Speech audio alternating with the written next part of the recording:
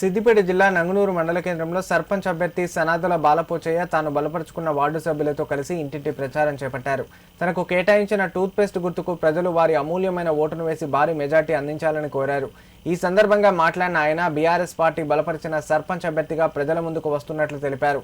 తనను గెలిపిస్తే గ్రామ ప్రజలకు ఎల్లవెల్లలా అందుబాటులో ఉండి గ్రామ అభివృద్ధికి ప్రజాసేవకై తాను అంకితం అవుతానని చెప్పారు.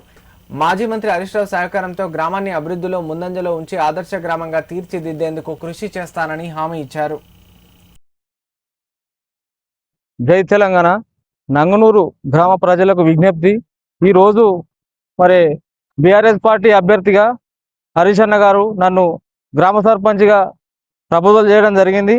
మీరు ఆశీర్వదించి నన్ను పేస్ట్ గుర్తుకు ఓటేసి అత్యధిక మెజార్టీతో గెలిపించండి.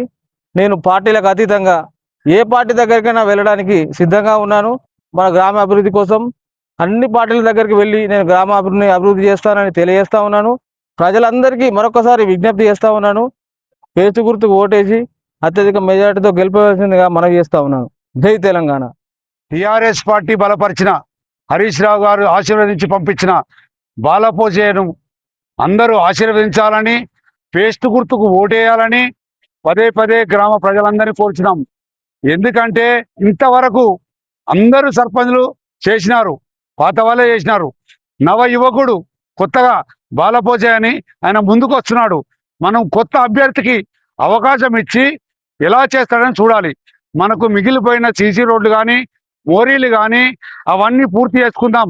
హరీష్ రావు గారి ఆశీర్వాదంతో ముందరపడి అవన్నీ ఊర్లే మిగిలిపోయినన్ని కంపల్సరీ పూర్తి చేసుకుందాం. ఎవరికి ఎలాంటి ఆపద వచ్చినా ముందుకుంటాడని, ముందుకు వస్తాడని నేను ఆశిస్తున్నాను. కాబట్టి బాలపోచయ్య గారి పేస్ట్ గుర్తుకేసి గెలిపించాలి.